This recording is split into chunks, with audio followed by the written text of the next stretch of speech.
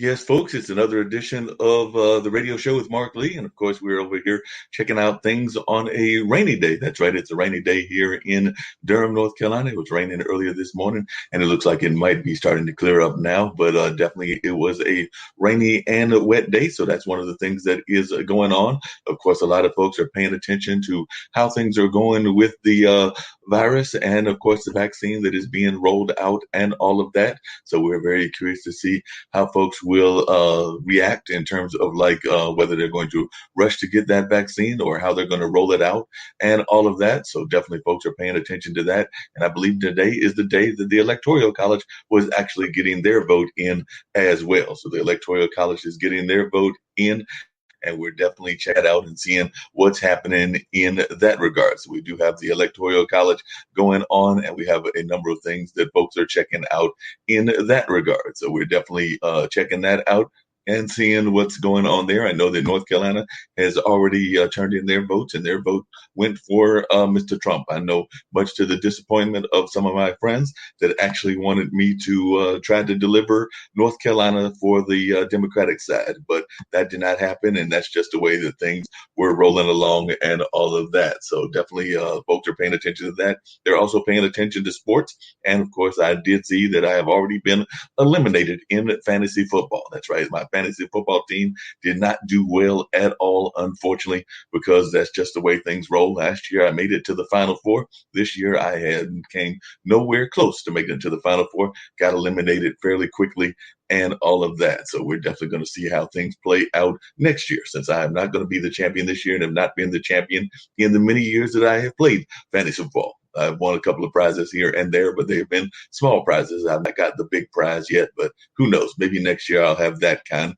of fortune. I was thinking that maybe Tom Brady and the Baltimore Ravens defense would do it for me this year, as well as some of the other players I had. But hey, it got eliminated in the first round. But at least I can say I made it to the playoffs again. So I did make it to the playoffs and did not have to play in the Sucker Bowl, as they like to call it. So I did not have to play in the Sucker Bowl whatsoever. And I'm glad that I did not have to do that, because that wouldn't have been kind of on the embarrassing side and all of that. But hey, sometimes that's just the way your season crumbles, and that's just the way that things go. But that's what happened in regards to fantasy football. And I know a lot of folks are also paying attention to the regular game as well, and trying to figure out how things are going to play out, as we've got a 14-team playoff this time, and it looks like there's only going to be one team getting a bye. So it looks like the other 6 teams will have to go against each other, and then that one team will play the winner of those 3 games and everything once we get to the playoff status and all of that. So that's one of the things that is going on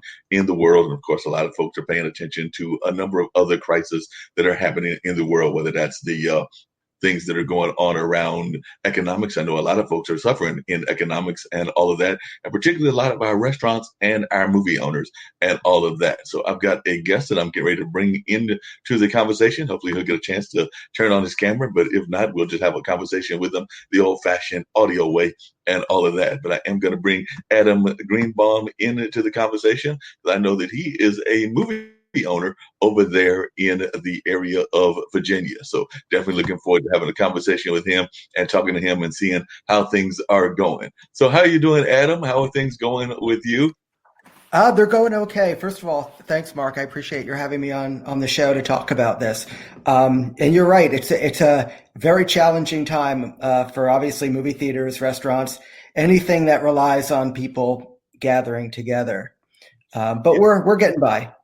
And how are you getting by? Because I know a lot of folks are probably interested in that. I know that I actually sit on the board of the Carolina Theater, and they just recently announced it's a independent theater here, but they announced that they were pretty much shutting down till the end of the fiscal year. So they'll pretty much be done until like the end of June, unless things improve more than they think they will. And then they may try to come back early. But as of right now, everything is pretty much shut down. They were doing some virtual events and some other very limited size events. And there are still a couple of those virtual events that are taking place. I know that I sit on the selection committee for Nevermore, which is kind of like a horror type film festival. And so that will still be going on as a virtual event. But in terms of like the day-to-day operations and all of that, they've pretty much shut down. So if you tell folks that are watching on this global network here and everything, a little bit about yourself, a little bit about where your movie theater is and how y'all are coping with what's going on. Sure. So a little bit about me. I own a small independent movie theater in Stanton, Virginia, which is about 45 minutes west of Charlottesville. And actually, there is a Charlotte connection because the Visualite was a long time ago a small chain, and there's still a Visualite in Charlotte, although it's a music venue now, not a movie theater. Anyway, we have 3 screens, and we do a mix of mainstream movies as well as independent art house fare. So we kind of try to bring in as much of the audience as possible. My wife and I opened this theater back in 2006, and we moved down to Stanton from New York. So bit of a change, bit of an adjustment.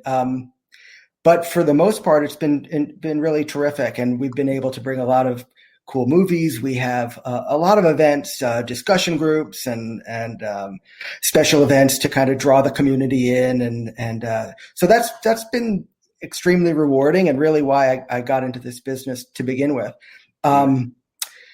In terms of since March, it's been very touch and go. We were shut down in March through July or so. We reopened kind of in anticipation of Tenet and other big movies starting to open. Tenet, of course, ended up opening in September, but most of the other movies on the 2020 slate were either put onto streaming services or pushed back into 2021. So a big part of our business thus far has been private rentals. So people can kind of bring their pod together and watch a movie together and feel safe. We are running movies socially distanced. Currently, we have no plans on shutting down, but you never know. This is such of course, a fluid situation. So we're just kind of scraping by. I mean, there's no kind of rosier way to put it. We're just trying to get to the other side. Yeah, that makes a lot of sense. And I know one of the things, because we met through some conversations that were going on LinkedIn and a couple of other places and everything of that nature. And there is some concern now that some folks are feeling that some of the big organizations, like say an Amazon or something like that, might start moving into the movie theater business and things along that line because of some of the rules that have been loosened and all of that. Mm-hmm. Is that a concern of yours? And if so, how are you going about handling that? Because I know that I've heard some movie theaters are concerned that, say, an Amazon or a Netflix might decide to go into the movie business when there used to be a rule that they couldn't own a movie theater and all of that. Yeah. Well, I do think that more consolidation is not a good thing for this industry. I think the more diversity of talent, of interests, the better served. So I don't think that the customer would be served by, say, an Amazon, which just has such tremendous financial strength, kind of moving into that. One thing I wrote about recently is what I would like to see is almost the opposite happen, is that the theaters get together and begin generating their own content. Right. And I think, that's something that has been, as you pointed out, has previously been illegal. There have been antitrust laws against that. Those have mostly faded away.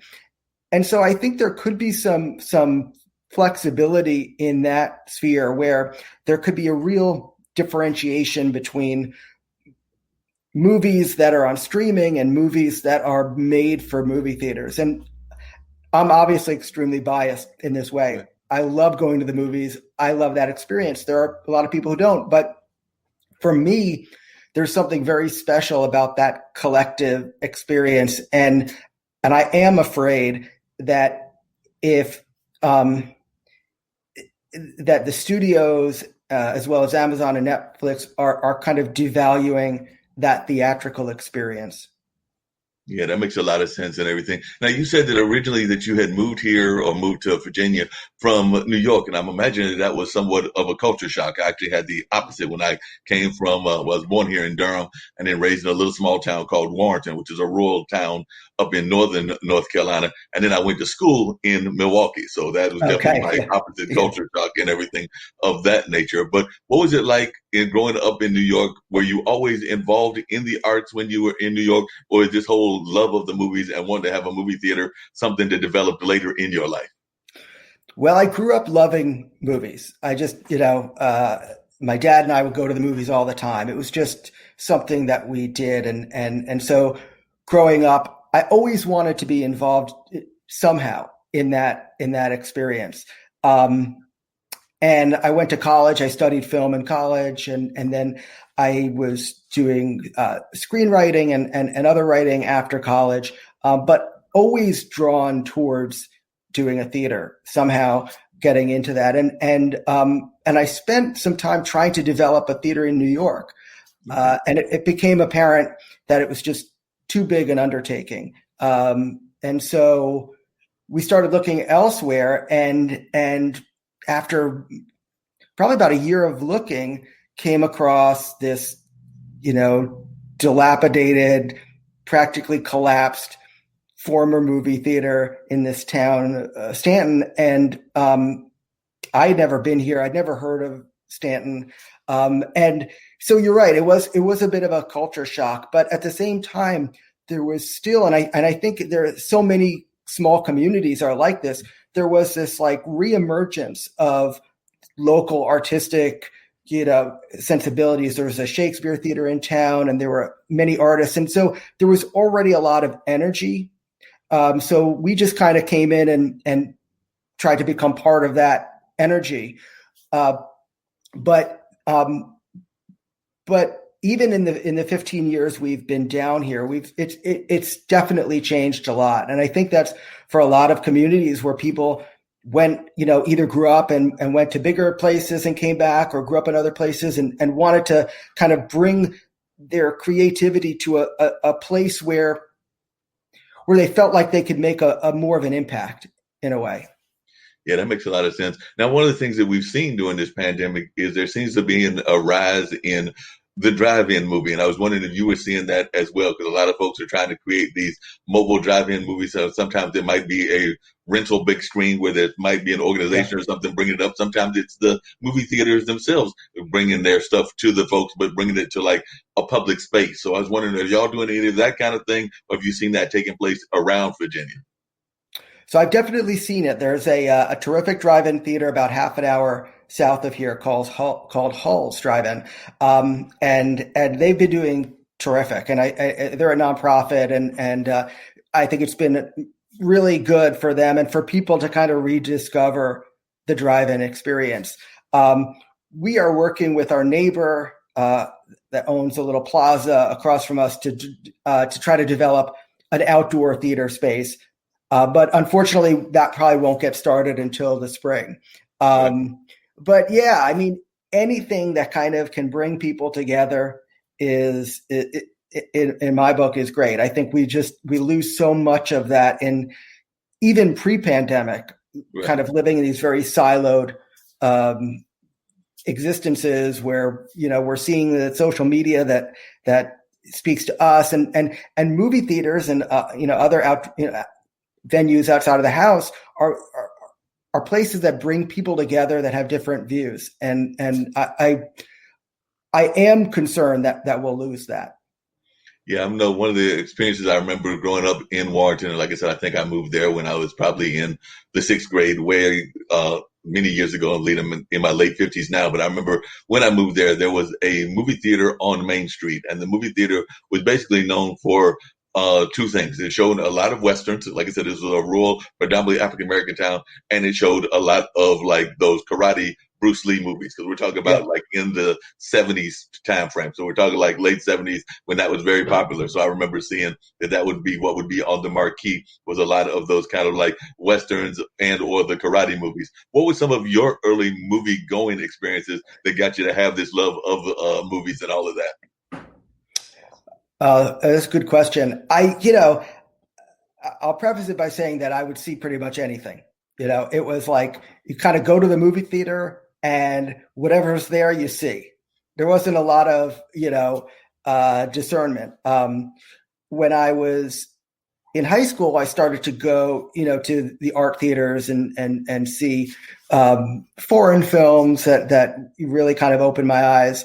But the most, I think, standout movie experience I had when I was probably about 11 or 12, and my dad took me to a re-release of Lawrence of Arabia in 70 millimeter at this theater in New York City, and it was, one of these huge theaters, probably 2,000 seats, and the screen was just tremendous, and I just got so pulled into the movie and so pulled into that experience that I always think about that as this kind of defining moment for me. That there was a point in time in the movie where I just feel this, like, I just completely lost in the movie. It's 3 hours long, but it doesn't matter. You're just kind of in this timeless place.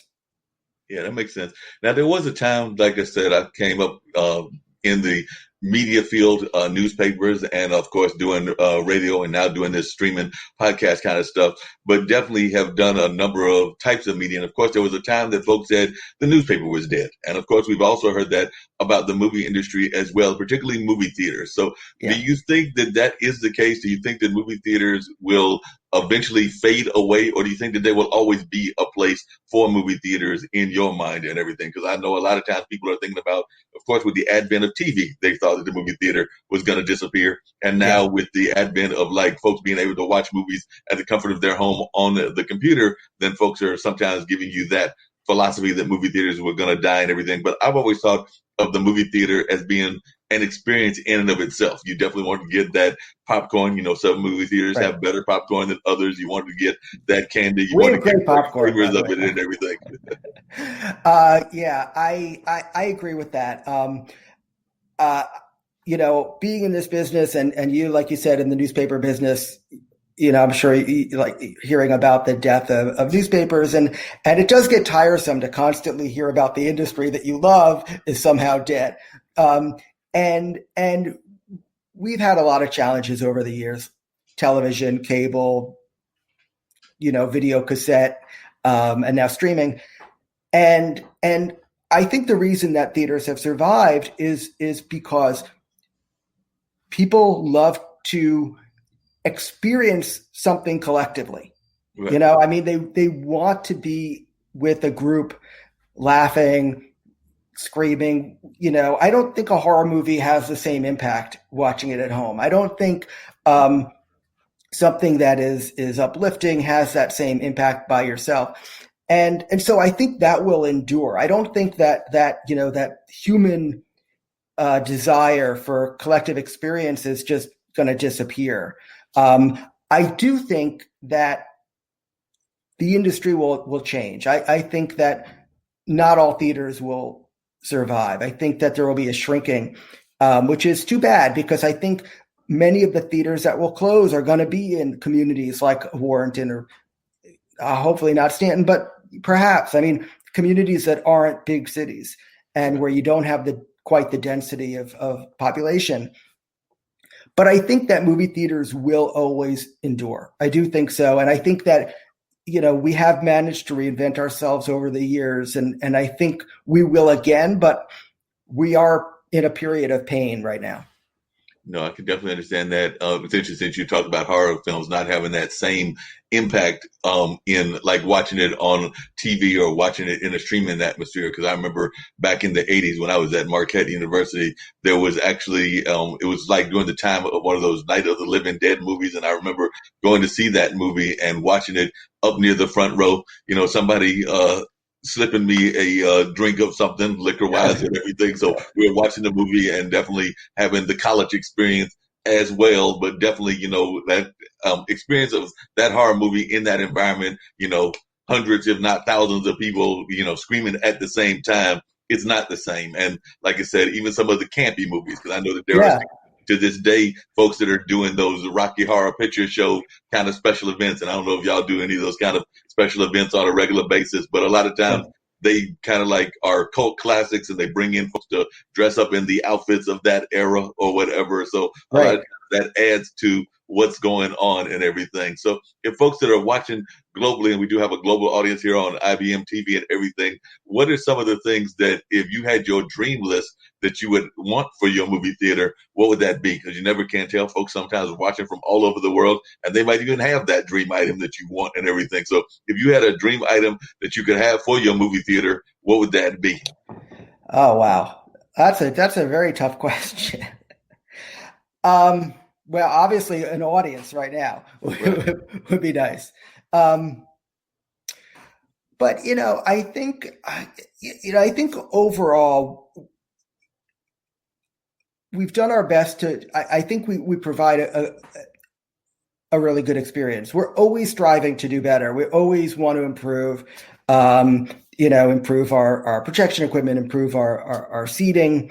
But I'm always open to ideas. So for your global audience, any ideas that people have, anything that they've seen in theater near them that's unique or that may not be, has not been tried out in the United States. I am open. I'm always trying things. I think that's one of the things that we've learned during this pandemic is to just try everything. We do popcorn delivery, popcorn take. Like we try everything, and most things don't work. But every once in a while, we hit something that does work, and so I am. That's what I would wish for. What are your thoughts on flex seating? Because I know that sometimes folks want to see a theater that is definitely the more traditional theater, but then they're also interested in like trying to get their dance on and things of that nature. So I know a number of theaters have tried to experiment with flex seating so that you can actually move the seating out, and then it becomes like a dance floor if you're having a concert there as well. Because I understand that your theater is probably like a lot of theaters. It's a multi-use theater in the sense that it's showing movies, but it's also occasionally maybe doing live concerts. So is that something that you ever explored? And what do you see as the advantages or disadvantages of those kind of things? Yeah. So we have 3 screens, and one of the theaters, the seats can actually move, so we could clear off the area. It's a really tough balancing act because obviously most theater seats are permanently fixed to the ground and they're to the floor, and they're pretty solid, and they have to be able to take a significant wear and tear. Right. One thing that I have learned over the years and in different theaters that I've operated is to try to keep the front row of the seats as far back as possible from the screen. Obviously, because customers don't want to be 5 feet in front of the screen, but also it gives you a lot of flexibility to have more space. You can always add seats in, but to have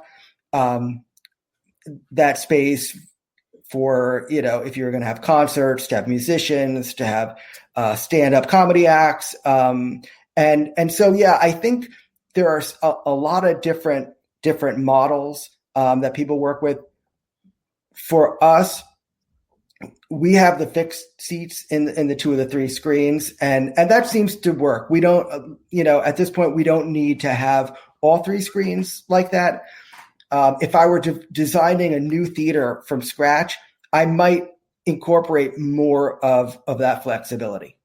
Yeah. Now, one of the things I remember that was popular, and this, of course, was before the pandemic, and of course, it was when there were bigger crowds and everything. But I was wondering, is it still popular, and will it ever come back into popularity? Was the whole concept of 3D glasses and the 3D experience? And I was wondering, do you think that will ever come back? Because I remember a lot of folks loved that experience, but of course, now with the pandemic, you're trying to have smaller audiences, and I don't know that 3 people watching 3D is necessarily going to be the greatest experience. I mean, hopefully, you have more than 3 people in the audience, but I'm just saying. But not a lot of folks versus hundreds of folks watching and all leaping out when the shark comes at you.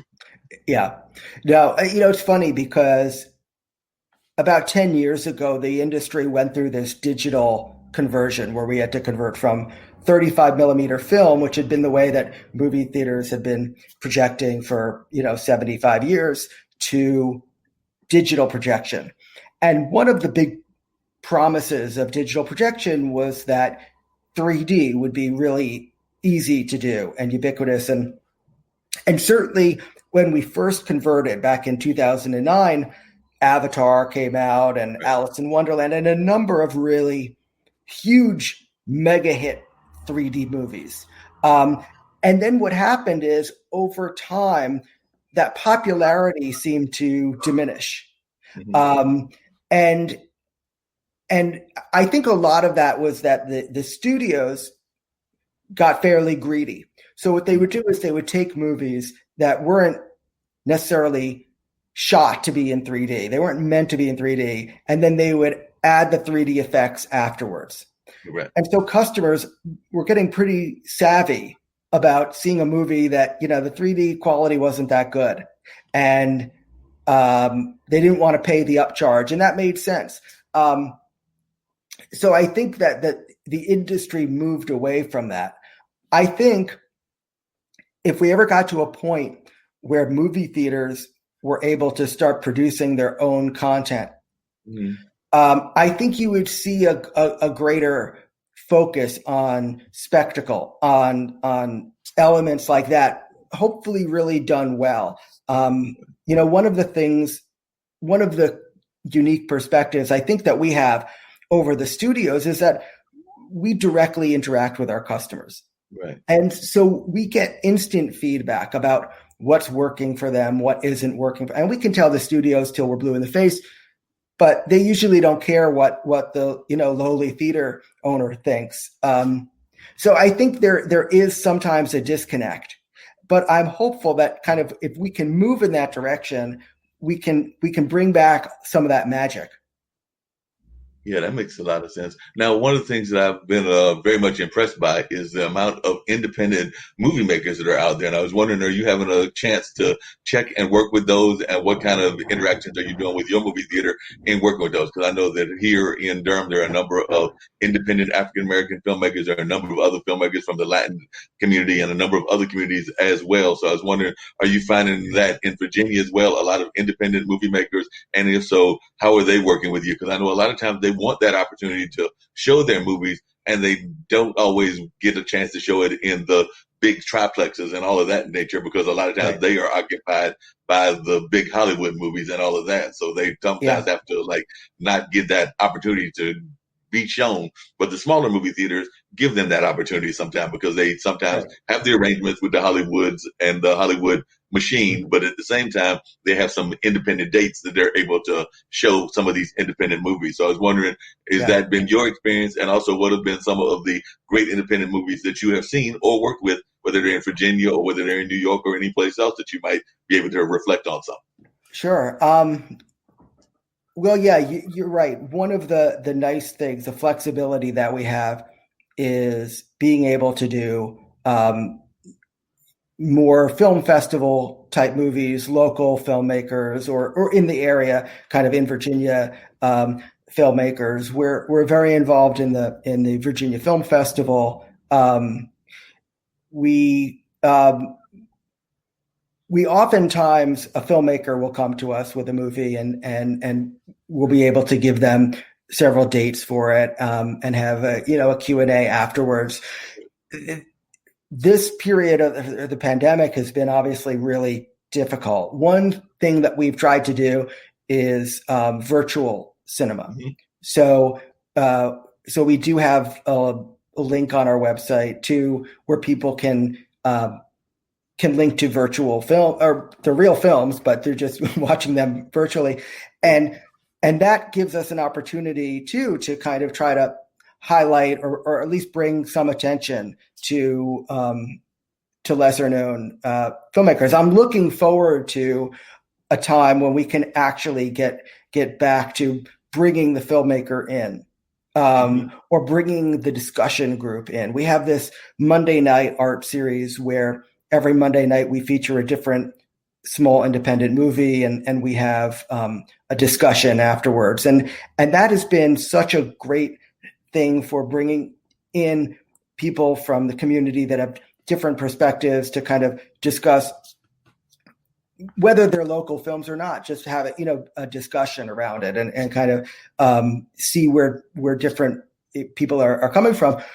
And I think that's something that's been really lost. And I kind of, just to harken back to what we were talking about earlier, this to me is one of the main functions of a movie theater, is to bring people together. In 2019, there were so many great independent movies. And some of them became really big hits. I don't know if you saw the movie Parasite, which was a Korean film, a fascinating little movie. There are actually a number of movies in 2019 that were Asian that really, I think, at least where we are in Virginia, there is not a large Asian community, and I think it was just wonderful for people to kind of be able to kind of cross into a world that they don't, have a lot of experience with here. But there was just a lot of amazing independent movies. There always are. I mean, when we do the Monday night series, that's literally every Monday night is a new movie. And what I find amazing is that our customers are constantly amazed at how many good movies there are, because you're constantly hearing, oh, there are no good movies anymore. And it's just not the case. There are filmmakers from absolutely everywhere in the world, from every walk of life, from every background, that are making movies in a way that we've never seen before. No, I would definitely agree with that. And I know that one of the shows that it was airing here, they're on hiatus right now, is Homera Wood. And what Homera was doing was oftentimes talking about movies that were of Bollywood background. So she's definitely got that background herself and everything. So she would be talking about Bollywood. And part of the premise of the show was that it was Bollywood meets Hollywood. So it was a chance for folks to learn about that Indian industry that they might not know as well. And then toward the end of this season and everything, she also tied in Nollywood, because folks forget that Nigeria also has a very active movie scene as well. So I was wondering, do you do any of that with your movie theater? Do you show any of those foreign movies and some of those movies from, I know that Bollywood is a very active community, of course, like I said, Nollywood is, and there are a number of other ones around the area, but I was wondering, do you get a chance to show these international movies? Yeah, absolutely. I mean, as part of our, not only in our Monday Night Art series, where we are featuring many international films, even during the course of the year, where we always try to have, if not all the time, most of the time, at least one independent film that is, whether it's domestic or an international film. I mean, there's so many. It's hard for me to kind of pick, but absolutely. And I think giving one of the things when we started the theater we really wanted to do is kind of curate the choices and try to, as best we could, pick movies based on their merit, that they're good movies above all else, and that they may not come with big marketing budgets. They probably don't come with any marketing budgets, but that hopefully you trust the theater enough to know that if we're showing it, at least we think it's a good movie. Right. And so I hope, and I think we've seen this, is that it gets people to kind of experiment. They'll come out on a Friday night to see what we're showing, even if they haven't heard of the movie. And I think this has really kind of that curation is crucial, I think, in kind of in this industry, in this art form. Because, I mean, if you're looking at streaming, you go to Amazon, you go to Netflix, it's like drinking out of a fire hose, right? I mean, there's just too much in a way to know. And how do you discern? How do you know, well, is that movie better than this one? And so I think that one function that movie theaters can really play is being that kind of curator for four movies from different backgrounds and saying, look, we're giving it kind of our stamp of approval. And you may, not like our taste or have, but at least we believe that this is a good movie and worthy of, 2 hours of your time. Yeah. And how do you balance, because I know one of the things, my parents started a radio station back in the mid 70s that lasted until like the mid to late 80s and everything of that nature. But of course, that meant that they had me and my younger brother as their kids and everything. And as far as we were concerned, the radio station was almost like the third kid. So how do you manage to balance life and running this movie theater? Because like I said, you definitely have, I don't know if you have kids, but I know you do mention that you have a wife and everything. So how do you manage balancing all of this and also running the movie theater? Because I'm imagining that for both you and your wife, because it sounds like she's also your business partner, this is your kid. Yeah. It is actually, it basically is our kid. We have a dog. We don't have kids. And the theater certainly kind of has played that role of a kid who never grows up, who's always, facing challenges. It's at different times, I think the balance is more out of whack than others. There are times where it's all consuming. And then there are times where things just kind of go along semi peacefully. Although you always know that like at some point in time, something's going to happen. Some catastrophe is going to strike that is going to, take your focus. And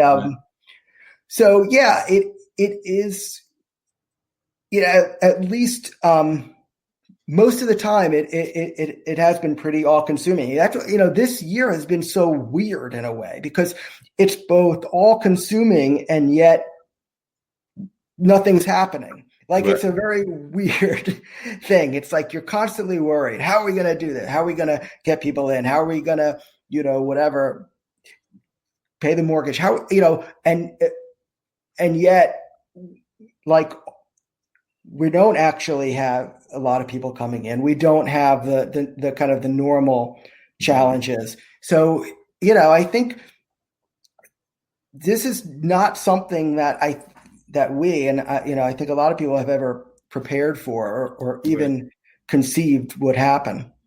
Yeah, I agree with you on that.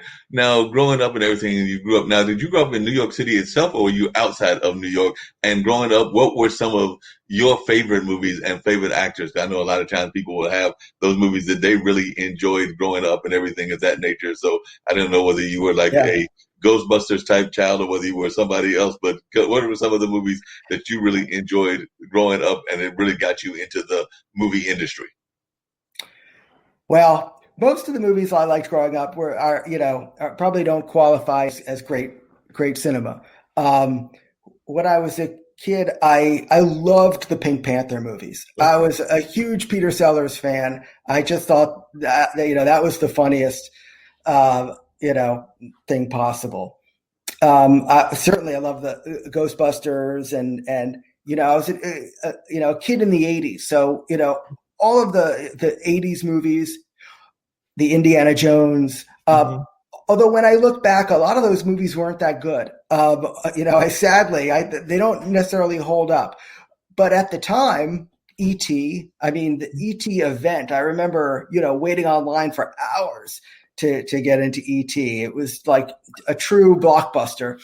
And I think, a lot of those movies were kind of formative for me. In a way. I grew up in a suburb just north of New York City.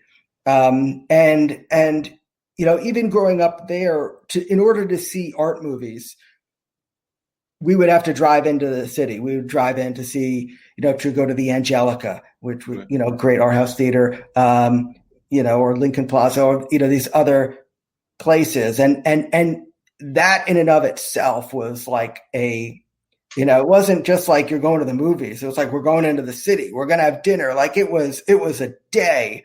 And I think that kind of added to just my love of the experience. It isn't, and I think you alluded to this, it's not just the movie. It's the whole thing. You're going out, you're getting out of the house. And then, you go to the movie and then you have dinner afterwards or whatever. And now you're talking about the movie. Right. And so it's a whole, evening of entertainment and hopefully discussion and intellectual exploration, and you're learning things that you didn't know about the world. So yeah, I think it's a pretty valuable part of culture. No, I agree with you on that. As you were saying, I was thinking about a couple of things. One, I was thinking about that intellectual experience. I remember, I guess it was in the 80s, watching one of the early editions of Cat People. And that's literally what we did after we came out of the movie, was we started having these discussions, because even though it is definitely a thriller and all of that, it also had some very thought-provoking things that were going on within that movie. So I remember there being a lot of discussion about those thought-provoking matters within the movie afterwards. And that was at a time that I was in college and everything. So I remember that and everything.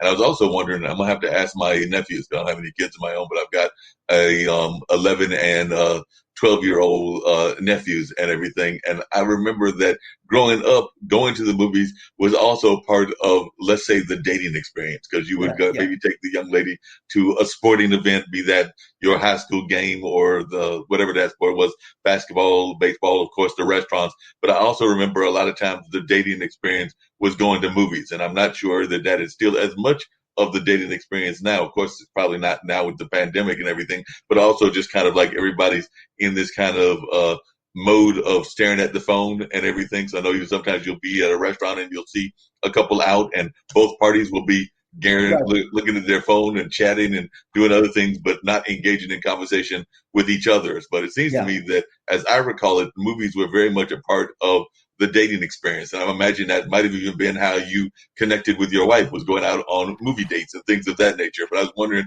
do you think that is the case, that we've gotten away from some of this, the movie as being an experience even in our social environment?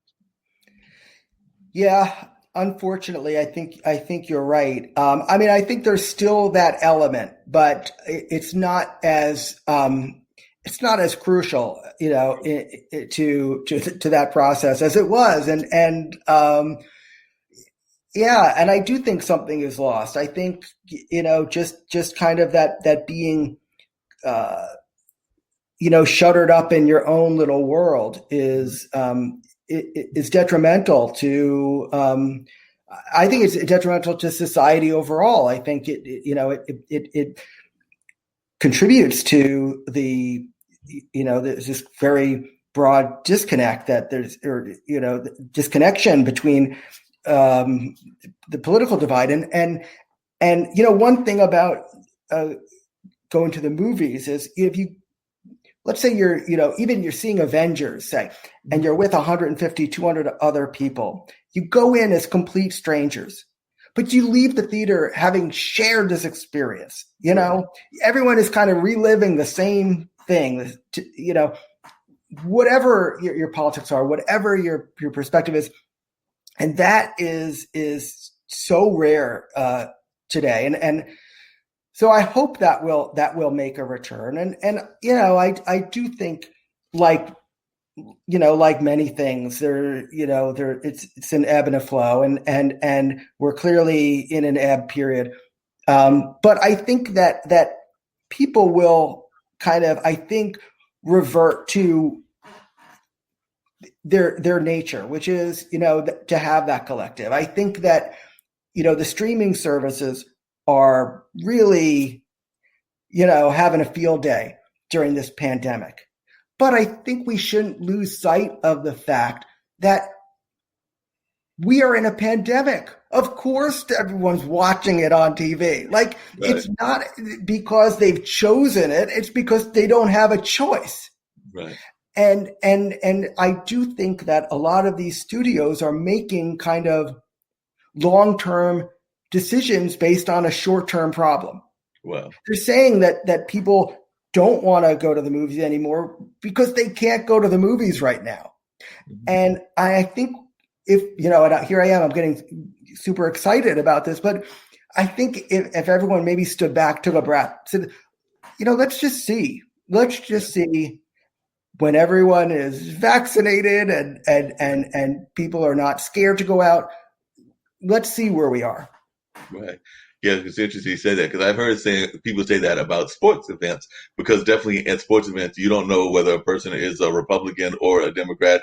A lot of times you don't care whether they're black or white, red or purple because you just want to know whether they're rooting for your Right. color team. They care less Right. what their color is. You just want to make sure that they're rooting for the team that you're rooting for, and a lot of that stuff. So I've heard that a lot of times that sports is the great unifier and things of that nature. And I would argue that probably you're right. A lot of times music, because I've got a good friend of mine who's a funk musician and does two of our shows here on the network. And that's what he talks about is a lot of times if you're listening to music, whatever your music style is, you don't oftentimes care about what a person's religion, what their color is, and things of that nature. You're just glad that they're into whatever that form of music is, whether that's like my friend Zach, whether that's his love of funk music or whether that's I have a love of blues and jazz or whether that's whatever that form of music is, that's oftentimes where people don't have these kind of like divisions. And I would argue that probably movies also fall within that. Now, there are some movies out there that kind of play to division because the movie is about division. Like I said, I Yeah. remember I was a big fan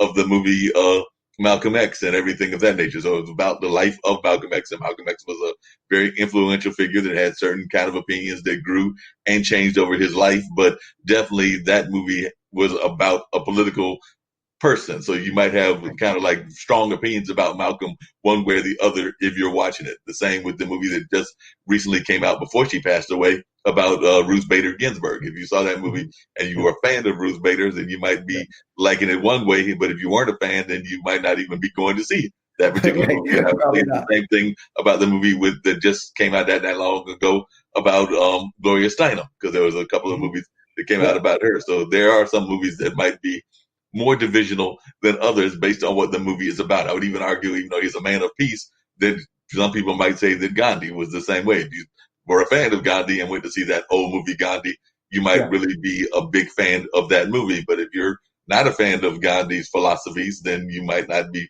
rushing to see that one. Yeah. No. Yeah. You're 100% right. And and in an ideal world, which of course we don't live in, even those movies where people come into it with different views, maybe it sparks a discussion. Right. Maybe it humanizes the other side. Maybe it kind of there's something in it that speaks to you regardless. And I think that movies can definitely play a role in fostering tolerance and not overnight and not really a panacea, but at least in kind of moving the conversation and kind of changing, because it's true. Like if you look at movies, take gay rights, for example, just Right. if you look at movies from the 80s and from the 90s and the 2000s, I think what you see is a movement towards acceptance that Right. was a few years just ahead of the public. And I think it would kind of like move the goalpost a little bit, move it a little further.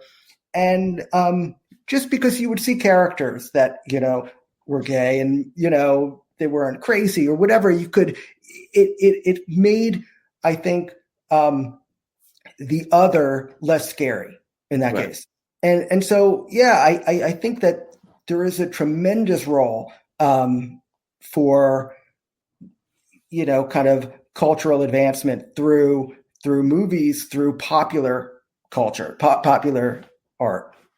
No, I definitely agree with that and everything. And I know that here in Durham, one of the things we have is a movie festival called Full Frame. And I'm a big supporter of documentaries and things of that nature. And I think that those are also some of the movies that actually help people get a better understanding of what's going on. You may not necessarily agree with what the person is saying. I remember there were some movies that were definitely, in my mind, very much maybe a little bit too far to the right in terms of what their viewpoint was and things of that nature. I consider myself liberal to moderate, probably more liberal than moderate, but definitely there were some movies that I saw that were put the more conservative, kind of like Tea Party aspect out there. But as you just said, it kind of humanized what their argument was. Like if it was a movie that was anti-abortion, while I may not agree with what that movie maker was saying, at least I had a better understanding for that viewpoint by watching the movie and hearing what their story Right. was about and why they held that view. So I do agree that sometimes, even in the documentary field, you do get a chance to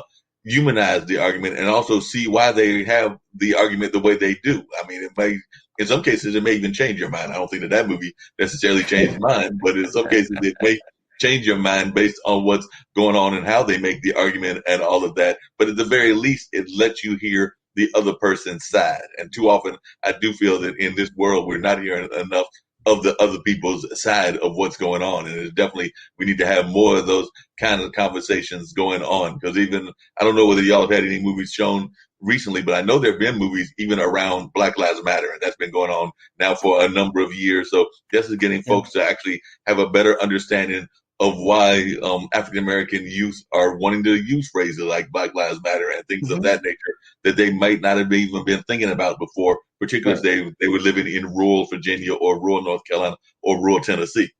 Yeah. Oh yeah, absolutely. And because when we did reopened in July, and that was really in kind of the heart of the Black Lives Matter protests that were going on this summer. And so, yeah, we tried to show movies that kind of explored.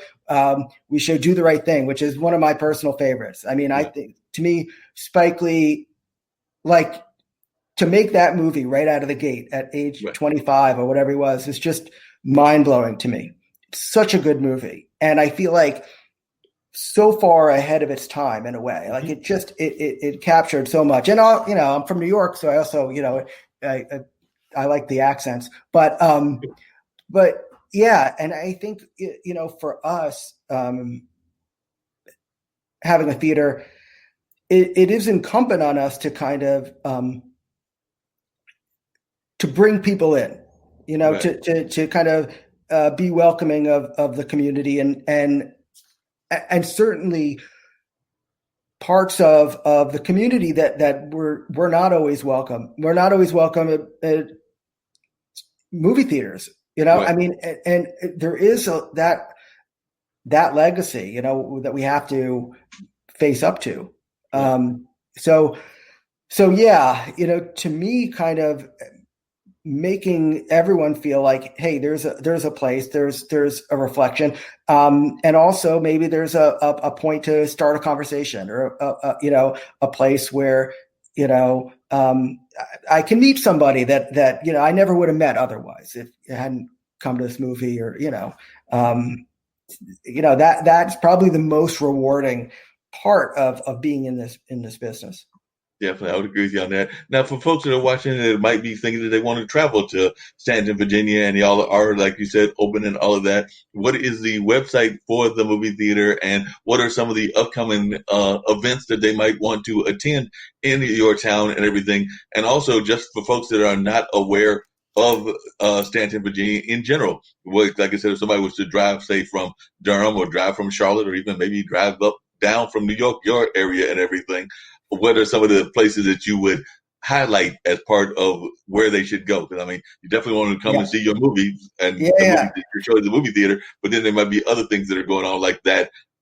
Every town has their diners that they recommend. They have other museum sites and other things that they recommend. So if somebody was to come down to Stanton, Virginia, what are some of the things that you would recommend they check out in addition to going to check out your movie theater? And what's the website for the movie theater so they can know what's playing, and what are some of the events that you've got coming up?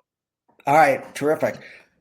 So the website is www.visualitecinemas.com. VISUL, not AL, Visualite Cinemas. So we're actually starting next week. We have Wonder Woman opening on Christmas. We have News of the World opening. Next week, we're doing a broadcast of A Christmas Carol, performed by our local Shakespeare theater, the American Shakespeare Center in Stanton, which is a great theater. So I'm going to give them a plug. A terrific reason to come to Stanton is to see a play and see a movie, and have some amazing food. We have some great restaurants. There's a restaurant called The Shack, which I highly recommend. It's kind of a fusion of Southern cooking and Jewish cooking. It's really a he does some great stuff. We have a terrific drive-in from the 50s, drive-in restaurant called Wright's Dairy Right. Some terrific hotels. If you're coming up from Charlotte, I think it's maybe a 4.5 hour drive, something like that. Durham, something around 4.5, 5 hours. So not terrible. Right. So anyway, we welcome everybody.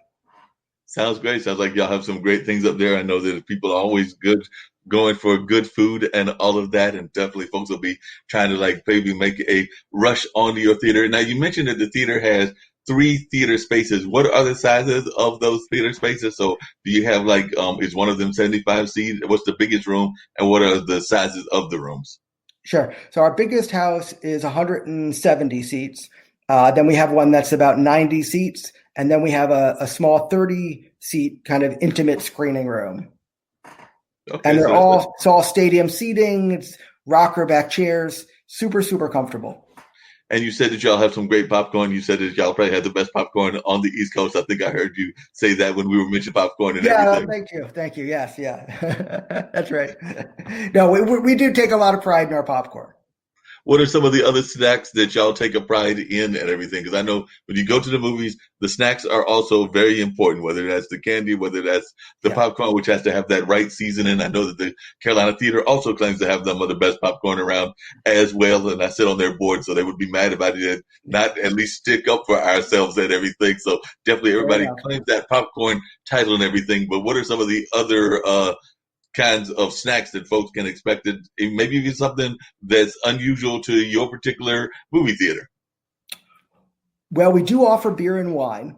Okay. So that's something that we have some local craft beers on tap and a variety of wines. We also have in-theater dining service with a Mexican restaurant.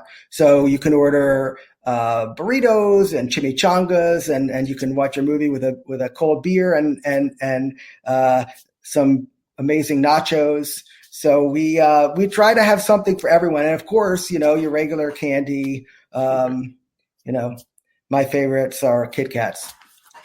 Yes, I'm a big Kit Kat fan. Kit Kats is a great candy, so I can definitely get with you on the Kit Kats, and glad to know that y'all got Kit Kats because that's very important. It goes over there with Snickers and some of the other favorites, but definitely Kit Kats is one of the favorites out there for a number of folks and all of that. So it sounds like y'all have some amazing events that are coming up and things of that nature. What are some of the other things that you're concerned about in terms of the just movie industry in general, whether that's as a owner of a movie theater or just the movie industry in general? You've alluded to some of them, but I was wondering if there's some other concerns that you as a person are concerned about as you're watching us hopefully move out of this pandemic in 2021 and hopefully go back to a more normal lifestyle sometime around 2021, 2022.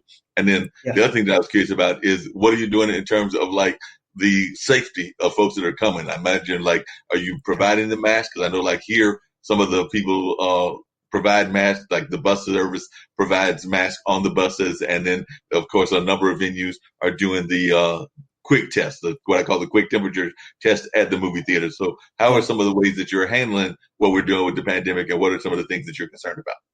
Yeah, so I'll start with the safety measures. We take it extremely, extremely seriously. So masks are 100% required at any time in the theater. If you don't have one, we will provide one for you. We have socially distant seating. So nobody will be sitting within 3 seats of you on either side, and nobody will be sitting directly in front of you or behind you. So if you go to the movies, you have a whole bubble of space around you. And we are disinfecting between every single show. We're going in there, we're scrubbing. We have capacity limits, no more than 30% capacity in the theater at any time. So I think it is as safe as we can make it. I think that if you're sitting there, you're watching a movie, you are, we're following all of the guidelines, and we're very strict about it. And we have had experiences where customers don't want to wear masks, and And it's important that, people realize that they may make a choice that they don't want to wear a mask, but they shouldn't really, hopefully understand that there are other people that they have to think about. In terms of other concerns going forward, my biggest concern would be that people lose the habit of going to the movies, or they lose that that kind of cultural touchstone that we talked about that maybe had been changing a little bit beforehand, but has gotten accelerated under COVID. That's my concern. My hope is that people will be so excited to get back out that they'll, flock back. But yeah, in the back of my head, there's always that concern that, hey, what if people forget that they like going to the movies? What if people, are like, hey, you know what? I've learned to adapt and I'd just rather sit on my couch. And so that's a concern. Yeah, that makes a lot of sense. Now, what are some of the things that are your goals over the next 5 years for the movie theater? I mean, do you hope to own more than one movie theater, assuming that we get out of this pandemic in good health and all of that kind of stuff? What are some of your personal goals that you and your business partner / wife are putting together for the movie theater? So what are some of the things that you are looking forward to doing in the both the near future of 5 years and maybe even 10 to 15 years from now? Sure. Always looking for, possible opportunities to bring this model of theater, a small independent theater, to a community. Years ago, I ran the theater in Charlottesville, Vinegar Hill Theater, which was a very similar art house theater. And that was an amazing experience. And because of kind of various reasons, we ended up shutting that theater down. So I'm always looking for, expanding again, if there's the right opportunity. I don't have earlier in my career, I think, it was like expand at any cost. I don't feel that way. I feel like it has to be right. It has to make sense. It has to suit us and suit the community. Like, it has to fall into a lot of different categories to make it work. I will say, I think there's an opportunity in Charlotte, for example, and other communities that I feel like, through this are losing theaters. They're losing that kind of cultural movie centerpiece in their community. So I think there are going to be opportunities. In terms of the Visualite itself, it's always a process. I feel like it's like, they always say, like, if you're writing a novel, you never finish it, you just abandon it. Like, right. You can always make it better. And it's kind of like that. There's always something to improve.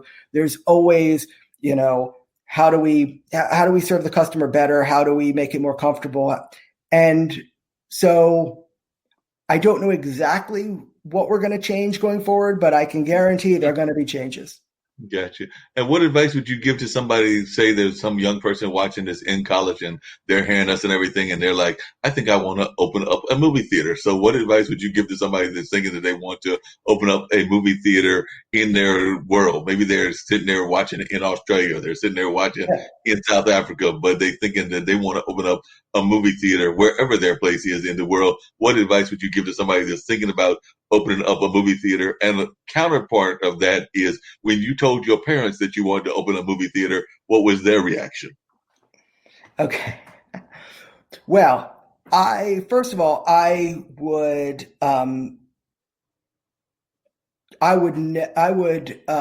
absolutely recommend, if someone is in their community and they want to do a movie theater, 100%, I think they should go for it. I will say it will be a challenge. They will face challenges that they cannot anticipate. I certainly have. But when you have that kind of community interaction and that back and forth, nothing beats that when it's really clicking. And plus, I think that independent theaters, in my view, are the lifeblood of this industry. It's not the big chains. The big chains, they kind of keep the thing chugging along, but they're not the innovators.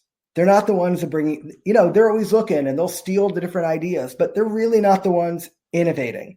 And it's the people you're talking about, whether they're in Australia or wherever, that are going to start something. They're going to they're going to be looking at it completely differently. Right. Like I came into this, I knew nothing. I had a different perspective. Someone else coming into it now is gonna see things that I in a million years wouldn't think of or see. And that's so crucial, I think, to this industry being able to perpetuate and be vibrant.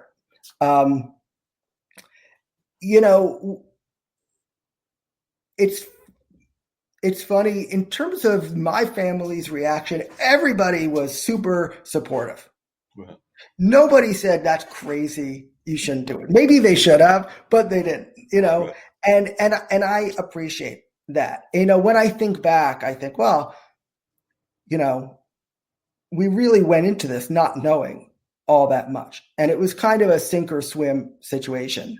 But on the other hand, I think there are things in life, and I'm sure you've experienced this too, that if you knew how difficult it was going to be, you never would have done it in the first place.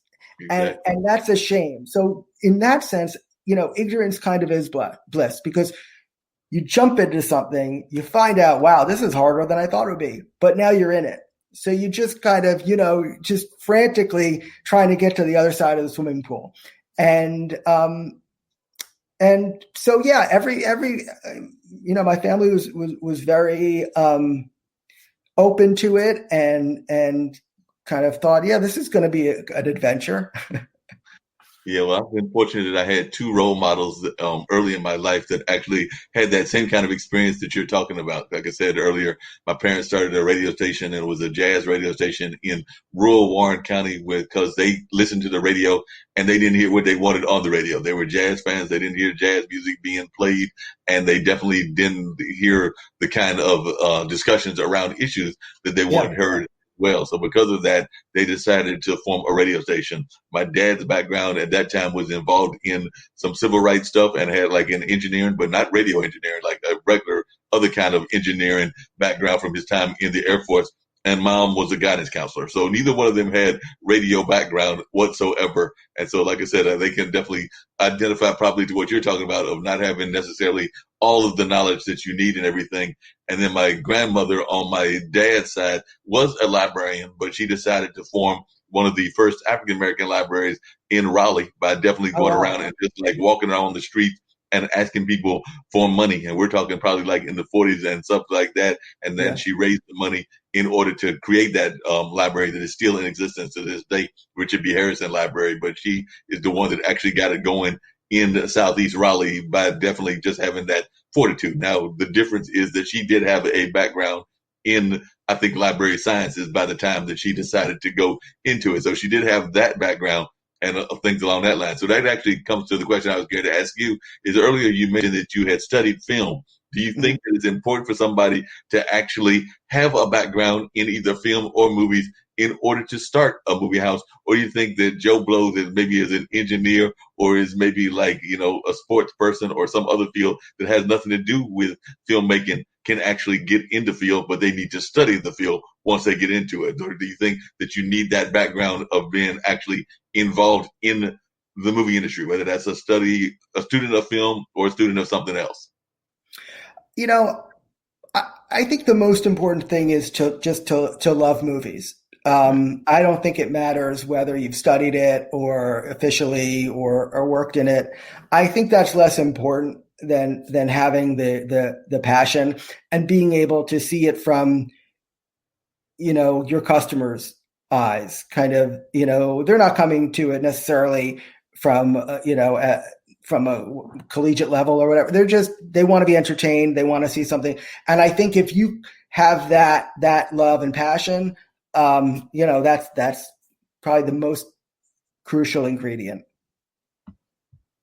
That makes a lot of sense. I'm glad that you said that and everything, because that is very important and all of that. So definitely I agree with you on that, and that's a very important thing and all of that. So definitely agree with you on that regards. And I've actually got another guest that I was hoping was going to appear, and I'm glad that he made it and everything. So definitely hope he just disappeared on me. So hopefully he'll come back and everything, but definitely looking forward to having a conversation with him as well. But that was actually a basketball player from my alma mater. I saw that he had popped in, so hopefully he'll pop back in later on and everything, because Travis Diener had played ball at Marquette, and I saw that he popped in there a minute ago and everything. So hopefully he's coming back on. Oh, there he goes. So hopefully we're going to bring him into the conversation. I've got Travis Diener here. So glad to have Travis Diener joining us in conversation and everything. So definitely, well, he popped off, and hopefully he'll pop back on in a minute and everything along those lines. But I saw he was traveling by car and everything. So hopefully he'll come back in and join us in this conversation very shortly, and we can talk a little bit about what he's got going on as well. But who are some of your role models growing up in terms of like either the movie industry or just in general? Because I would love to hear who some of your role models were, and definitely some of the people that you have definitely found to be interesting in your life.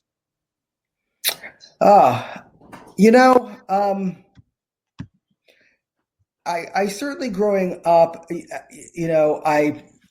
I loved movies, and I would get lost in movies, and I certainly looked to filmmakers as role models. I mean, I didn't know them, but as kind of just to be working in that world and creating those escapes. Certainly, as a kid, Spielberg, for example, was just kind of someone that I really looked up to, and especially after seeing E.T. and Jaws.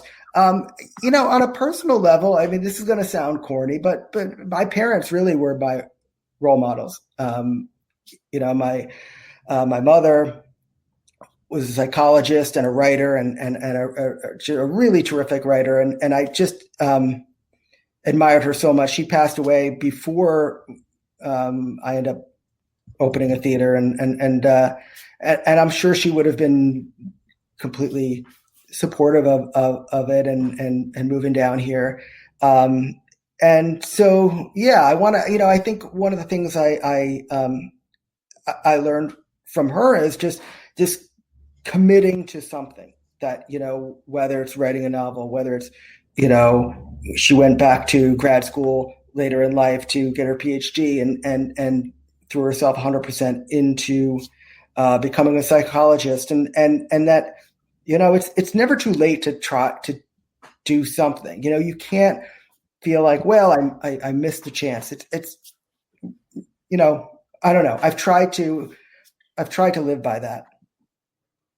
That makes a lot of sense. Definitely have to live by those kind of things and everything. Now, we were talking about movie makers that you have admired and everything of that nature. Now, the flip side of that is that there are sometimes movie makers that you really wish that they would not have been in the movie industry and all of that. So I was wondering, are there any that you sat there and gone like, I really wish you had not made a movie and anything along that line? So I was wondering if you had the flip side of like the anti-movie person. Oh, that's a really, wow. I don't have anyone in particular that I think should be in the, whatever, should have been making movies, for example. But I certainly have thought over the years, there's, studio decisions that I think are suspect. But yeah, I don't know. I'm going to think about that one. I don't want to blurt anyone's name out. That sounds good. But what are some of the studio decisions that you wish that you could change and go back on and everything, that as you've seen those changes, you sat there and gone like, I really wish that they had not made that decision from a studio standpoint. So I'm sure there's some that you sat there and gone like, I really wish it had not made that studio decision, as you just alluded to. So who are some of those? What are some of those studio decisions that we're talking about over the course of history that you have regretted seeing happen? Well, certainly a lot in recent history. The Warner Brothers decision a week ago to move all of their 2021 movies to streaming. Right. was, to me, an extremely reckless decision, and detrimental to the industry. Disney has made a number of, in my view, poor decisions recently. Going back, it's funny. I think back to film history and a lot of what I've read about the collapse of the studio system back in the 60s, when the studios just became these kind of bloated entities that would make these huge productions that people didn't want to see anymore. Like the mood of the nation had moved, in the 70s. It was different than it was in the mid 60s. And yet the studios were still making these big productions that weren't speaking to people. And then they collapsed. The studios just collapsed on their own weight. And out of that came this whole new world of auteurs, and Coppola and Scorsese and new actors and new voices, and all of that came out in a way because of this. The studios collapsed, and all of a sudden the door opened to voices that hadn't been heard before. And I feel like in some ways we might be going through a parallel situation today. Definitely, I can see that, where we're going through that parallel situation, and unfortunately, that is the way things are going on and everything. And I wonder, do you think that we'll ever go back to that studio system and everything? Because some folks like that studio system, but others did not appreciate it as much. So I was wondering what your thoughts were about the studio system, and then I'm gonna try to bring in Mr. Diener, and hopefully he'll be able to stay on this side of everything. But I would love to know what your thoughts are about the system. Yeah, I think. No, I think that things are going to be, there's going to be access to many more voices for a long time to come. I think that there's that kind of the horse has left the barn in a way. And I think that studio control, I mean, it may return in, 40, 50 years, but I think we're going to go through a period of time that I think is going to be very, very focused on artistic voices and kind of, bringing in diverse voices in a way that we haven't seen for, a long time as well. Definitely agree with you on that and everything. Wanted to bring Travis into the conversation. Glad that he was able to join us and everything, because definitely I'm actually wearing my Marquette sweatshirt today, being a Marquette grad and everything. So definitely glad to have a fellow Marquette person join me and everything. So definitely I know that you've got a rich history in sports, and a lot of folks don't know that are watching IBM TV, but I know that, being a big fan of the Marquette basketball system. And also when I was able to invite you on, I was definitely looking forward to having you on so folks can find out more about what you're doing in the sports world and how you're coping with how we're dealing with the pandemic. Because I know that a lot of folks will definitely remember you as playing in the overseas, as well as, of course, playing with my alma mater, Marquette, and your alma mater as well. Yeah, I appreciate the invite, and I look forward to chatting for a few minutes with you guys. Sounds good. So definitely, how are things going with you and everything, Travis? And how is everything going in terms of your sports career and all of that? Because like I said, I remembered watching you doing the tournament that was held, that was held in the bubble, and it was that whole TBT tourney, and you were actually one of the stars, popping those threes left and right in order to get us that victory and everything. But definitely, I was loving to find out more as to what you're doing and how you're coping with what's going on in this pandemic, and it's definitely impacting the sports world. I've been talking to Adam Greenbaum for the last hour or so, and we're talking about how it's impacted the film industry, because he's actually a movie owner there in the area of Virginia. But I know it's also impacting the sports world as well, even though we're seeing a number of athletes that are still continuing to play and still trying to give us the pleasure of sports and everything. But I was wondering if you could give us your thoughts on how the sports world is doing and what you're doing currently yourself in the sports world. Yeah, it's definitely a very unique time in the world, and and something that's never been seen really by any of us. So it's been unique in a way. The bubble for us during the tournament, which was held in July, was an experience that I think all of us appreciated it because we had a chance to compete again, and we got a chance to play basketball, and it was kind of like the first live sporting event throughout this pandemic since all the professional sports leagues had shut down in March. So to give an opportunity to provide a little entertainment for people, especially for, our Marquette family, because I know a lot of them were tuned in because we had made it to the championship. And so it was definitely an experience I'll never forget, mostly because we won. But, on the other hand, you're stuck in a hotel. We weren't allowed to go outside for 2 weeks. So it kind of became, us just hanging out in team rooms and ordering food from various spots that got delivered to the hotel. And then, by the end of it, because if you lost, you weren't even allowed to come back to the hotel. So by the end of the tournament, we were like the only 15 people in the whole hotel, which is probably a 600 to 700 room, essentially a convention center. So it was very unique being in a hotel where nobody else, you don't see anybody else, almost like a movie, like The Shining back in the day. So that's kind of what it was. You could go on any floor and any level, and there was nobody there. So it's very unique.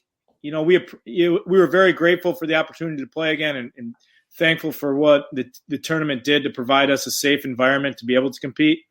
And now I'm just, I'm a part of, just back in Milwaukee, working kids out, training kids, and deciding on my next step if I want to continue to play professionally overseas or not. But, these kids, it's been very rough for kids not having the opportunity to kind of, a lot of high school teams are shut down.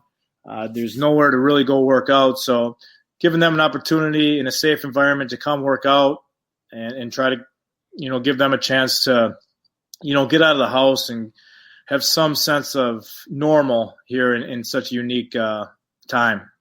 It's interesting you said that because last week I had on this same show, I had Fran Harris, who's a WNBA player and a former ESPN anchor and everything. And she's actually got a sports drink that she's putting out there, Electra, but she's also in the process of building these centers for exactly that reason that you're talking about, because she's finding that too many folks are not getting the kind of exercise that they would like to have, particularly in this pandemic, but was also seeing that even before the pandemic happened and everything. So she's trying to create these centers. I know one of them will be in Texas, where she's based at, because she's actually outside of Dallas, but she's looking at doing them on a national front. So is that something that you've also been concerned about, the lack of exercise by some of our youth? And are you trying to find ways to work more exercise programs into what you're doing there in Milwaukee? Well, yeah, you could tell even when I'm where I had a few workouts this morning, and these kids are, they're, to be honest, they're out of shape right now because they haven't had the opportunity to work out at a level that they're used to. So, we're trying to, push that in the forefront of, it's trying to stay in shape, just giving them an outlet. For a kid, they need to be able to be social with other kids and get out and participate in athletics or whatever it is. It doesn't necessarily have to be athletics. It can be anything. But the fact that they're, having to be at home a lot and not be able to interact with people their age and communicate with, kids their age is the mental health side of it is dangerous. So, me and another guy are also in the process of creating a sports facility that's being built right now that will be done in middle of March, that will provide an opportunity for kids to play basketball, volleyball, soccer.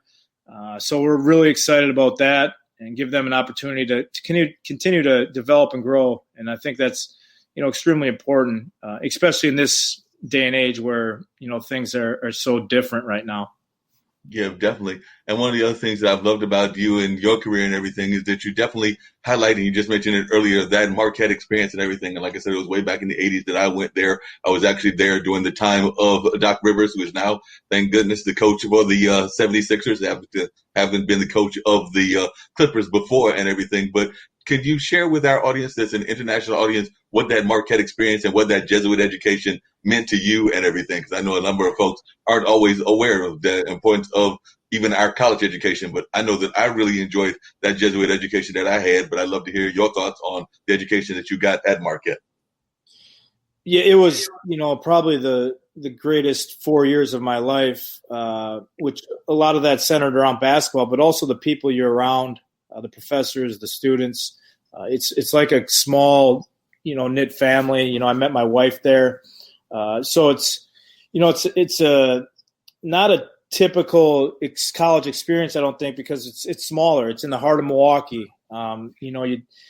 You're taught so many different values on how you want to represent yourself. You represent, your family, and then how you represent Marquette. And I've tried to carry those values to what I try to do today. And I try to, make a difference in the world and what we're going through right now, and try to help out. And for me, basketball has been a role in my life, since I was 3 years old. So my way of giving back is providing an experience, a place for kids to go and develop. And that's, kind of what I carry with me and how I can impact, the future generation.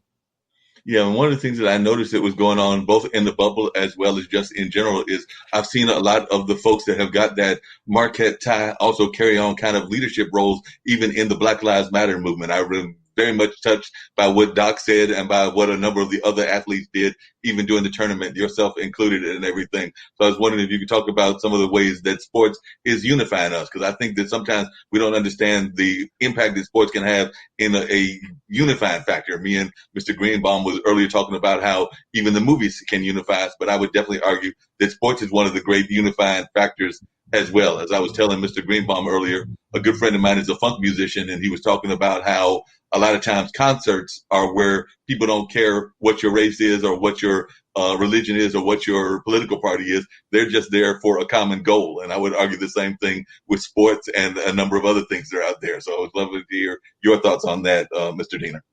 Yeah, absolutely right. Sports brings people together. And just like it does with music or movies, you're going there for entertainment. You're going there to escape from, maybe the problems you had that day or the problems you're having. You're going to cheer on a team. You're cheering on players. If you're going to watch a great musician, go to work, you're going to watch a movie at the theater. You're escaping reality for a little bit and trying to just enjoy yourself. And I think that's extremely important, especially right now. It's in what we're going through. It's people need a release, an outlet to enjoy themselves, enjoy their family, and sports is a incredible tool to do that. And I think, it's very important that we continue to have these sporting events, continue to make movies. Yeah, definitely agree with you on that. It's very important that we continue doing that. I think Travis might have frozen up on me, so hopefully he'll come back and everything. But while we're waiting for him to come back on, what are some of your thoughts about that? Oh, there you go. Travis is back. But I agree. We definitely got to continue on that. But what are some of your thoughts on what Travis was saying? Adam, I'd love to hear some of your thoughts, and then hopefully Travis come back. Yeah, I agree. Absolutely. 100%. I'm a big sports fan, and there's nothing like kind of being in that moment, watching a game where you're absolutely lost. There's no, everyday problems. You are in that moment and that kind of shared glory when your team wins. It's like it's like you won. And so, yeah, no, I think he's 100% right. It's an amazing escape, and it's vital. I think it's vital to, as he said, to our mental health that we continue to have these diversions and these entertainments now more than ever, really. That we're dealing with so many issues. No, I definitely agree with you on that and everything. And I know a lot of times folks are not are wondering how sports can play an important role. I know even here in Durham, unfortunately, we have a very popular minor league team that had a whole movie made about them, meaning Bull Durham and everything. But unfortunately, they did not play this year because minor league baseball did not take place and things of that nature. So we're hoping that they'll be back in 2021. But a lot of folks are still trying to figure that out. And I know that even I was watching something recently, Travis, where they were talking about how even when we come back next year to the bigger leagues and after the vaccinations come around and everything, that they're going to have these kind of devices that will show people that they have actually been vaccinated before they'll even let them into the big arenas and all of that. So what are some of your thoughts about the future of sports, and when do you think that we'll come back to seeing sports on a regular basis? As I was telling Mr. Greenbaum, I know that Broadway has said that they may not come back till the fall time, and definitely some of the movie theaters have actually shut down. Mr. Greenbaum is fortunate. His is still running on a smaller basis, but when do you think that we'll come back to a full sports as we used to know it, or do you think sports will ever be back, or it'll always be a new normal that we're going to be going through? No, I mean, I think we'll get back to normal at some point. People want to be entertained. People want to go to the movies. They want to go to sporting events. They want to go to concerts. I think a realistic goal is probably the fall, where we can get some sort of normalcy back. Obviously it's, good news that, vaccines are being distributed now, and, that's the first step. And, I think by the fall we'll have a better understanding of, how we get through this winter. And then, hopefully by the fall we can have, get into having people in the stands and getting to full capacity and just getting back to, enjoying what people want to enjoy. And that can be anything. It could be like we've talked about, anything to give them an escape from what we've been going through and what people go through on a day-to-day basis. So I think the fall is a realistic goal right now. And I'm hoping that, comes to light. And growing up, we have two questions. One, growing up, and one's going to come to sports, the other's going to come back to movies. But growing up and everything, who were some of your sports heroes, Mr. Diener and everything? And what were some of the favorite movies that you had growing up? Because like I said, I was talking to Mr. Greenbaum, so I want to keep the conversation going on both the sports and the movie side. So I was wondering, who were some of your sports heroes growing up and coming up in terms of being a youth and everything? And then what were some of your favorite movies growing up? And I know that you probably grew up in that same era, similar to what Mr. Greenbaum did, being a child of either the 80s or the 90s. I loved Michael Jordan. I'm wearing a Jordan shirt now. He's pretty easy to, that's probably the common answer for a kid that was, born in the 80s. I love John Stockton because he was he played the position I played. I was a big fan of Walter Payton because I'm a Chicago Bears fan. So Frank Thomas on the baseball. So I was a baseball, football, basketball guy. Frank Thomas played for the White Sox. I loved him. So those were kind of the guys I would collect their cards and I'd watch and kind of just paid close attention to their careers. As far as movies, I was a huge, growing up, I loved the movie The Natural, which was a baseball movie. Hoosiers has always resonated with me. It's hard to make a bad sports movie, so you can go through a lot of them. And I've, even in the recent years, I'm a sucker for a good sports movie. And there's millions of them. I have little kids now, and we've watched The Sandlot, a few times, and that's all-time classic. So you really can't go wrong with sports movies. So I've, seen probably every single one of them, and will continue to do so in the future.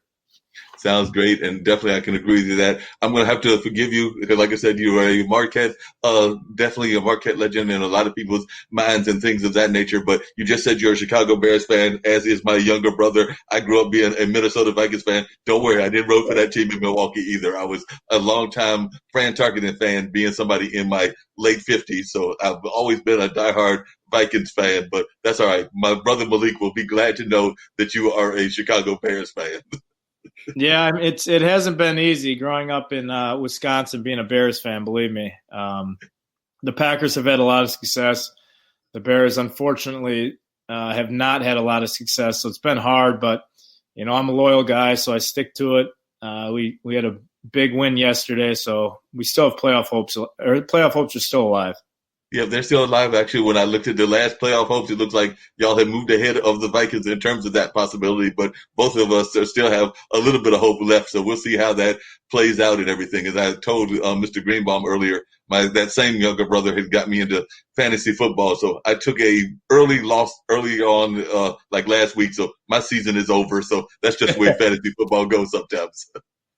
So what are your thoughts about your career in terms of going forward? Are you thinking that you actually are going to play in Europe, or do you think that you'll try to make another run at the NBA? Because I know that you've definitely had both experiences, both playing overseas and playing a little bit in the NBA. But what are some of your thoughts as to your own career and where you think you might be going in the sports world?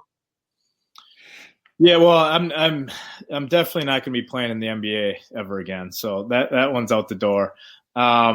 At 38 years old, almost 39, there's been opportunities here throughout the last few months of continuing over in Italy with everything that was going on. My wife is currently pregnant too, and everything that's going on overseas, and they're kind of in shutdown mode. I've kind of turned down those offers, so I'll have to make a decision in the next month or two to either retire or continue to play again. So it's kind of a decision that, I go back and forth with, but it's a decision that's going to have to be made sooner rather than later.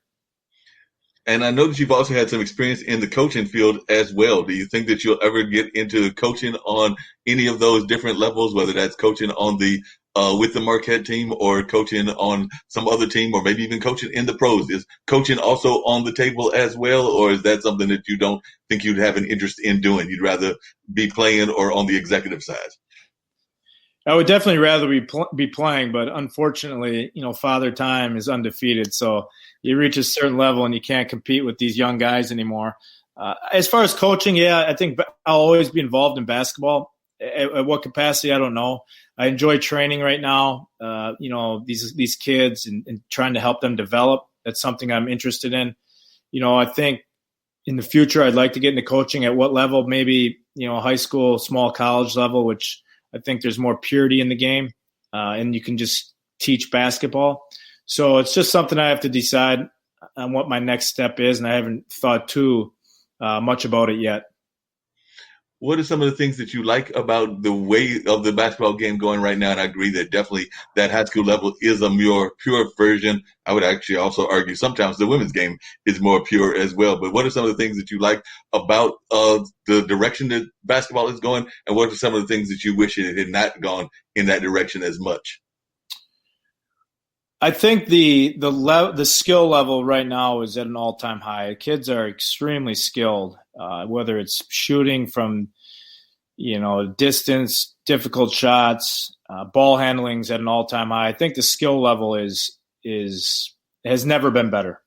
And I think what you lack now is guys that understand how to play and are really competing, and decision-making maybe lacks.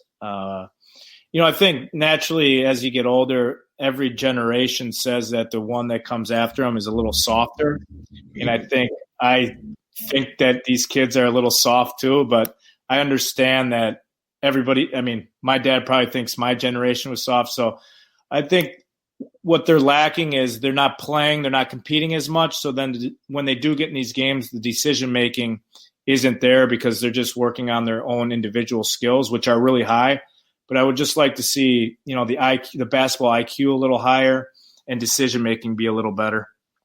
Now, that makes a lot of sense, and I can definitely agree with you on that. Now, I have been impressed with the fact that some of these very big guys are backing up, taking three-pointers down in, like, your distance and everything. And I'm going, I cannot believe that these guys that are, close to not quite Lou Alcindor height, but they're definitely in the tall range, are still popping threes. And I'm going, I don't understand why y'all are popping threes when y'all are supposed to be down there at the bottom of the basket trying to make those easy baskets, but they seem to like going back and trying to be the next Travis Dieners.